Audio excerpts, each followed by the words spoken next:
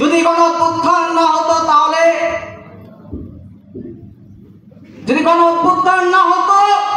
তাহলে নাকি আমাদের নির্বাচন চাওয়া হতো না এবং 4 বছর পরে আমরা নির্বাচন করতাম। এই ফ্যাসিস্ট আওয়ামী লীগ সরকার এদেশের জনগণের উপরে জগদ্দল পাথরের মতো চেপে বসেছিল। আমরা 2023 সালে ফ্যাসিবাদ বিরোধী ছাত্র ঐক্য গঠন করেছিলাম। এদেশের সকল ছাত্র সংগঠনগুলোকে ঐক্যবদ্ধ করেছিলাম এই ফ্যাসিস্ট শক্তির বিরুদ্ধে। এই ফ্যাসিস্ট শক্তিকে নাকি উৎখাত করা যাবে না, তারা নাকি 41 সাল পর্যন্ত ক্ষমতায় থাকবে। কিন্তু এদেশের তরুণরা, এদেশের ছাত্র সমাজ বুকের তাজা রক্ত দিয়ে আমরা এই ফ্যাসিস্ট সরকারকে উৎখাত করেছি, যা আজ বাস্তব। বিপ্লব পরবর্তী আমরা একটি সাম্যের বাংলাদেশ চেয়েছিলাম। আমরা চেয়েছিলাম আমাদের হারানো ভোটার অধিকার।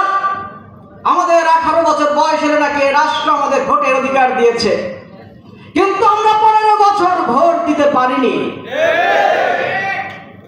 আমাদের এই বিপ্লবের অন্যতম উদ্দেশ্য ছিল আমাদের যে নাগরিক অধিকার, আমাদের ভোট দেওয়ার অধিকার, সেই অধিকার বাস্তবায়ন করার জন্য দেশের জনগণ বিপ্লব করেছে। এই ফ্যাসিস্ট শেখ হাসিনাকে উৎখাত করেছে।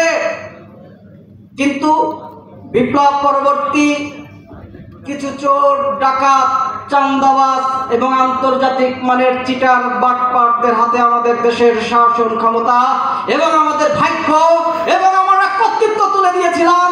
কিন্তু আজ তারা কি বলে জানেন?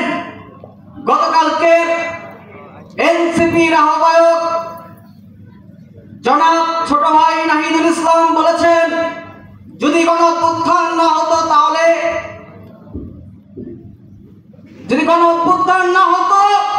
তাহলে নাকি আমাদের নির্বাচন চাওয়া হতো না এবং 4 বছর পরে আমরা নির্বাচন করতাম। আমি নাহিদ ইসলামকে স্পষ্ট বলে দিতে চাই, এই গণঅভ্যুত্থান যদি সফল না হতো, তোমাদের সহ আমাদের সকলের মৃত্যু অবধারিত ছিল। আমরা এদেশে গণঅভ্যুত্থান সফল করেছি তোমাদের নির্দেশে, তোমাদের আহ্বানে। সকল ছাত্র সংগঠন, সকল রাজনৈতিক সংগঠন, সকল আন্ডারগ্রাউন্ড সংগঠন, সকল বিপ্লবী সংগঠন আমরা এই ফ্যাসিস্ট সরকারকে উৎখাত করার জন্য যা যা করার দরকার তাই করেছিলাম। প্রয়োজনে যদি 5 আগস্ট যদি বিপ্লব সফল না হতো, আমরা সশস্ত্র বিপ্লব করার জন্য বাংলাদেশ ইনকিলাব পার্টি তৈরি করেছিলাম 4 আগস্ট।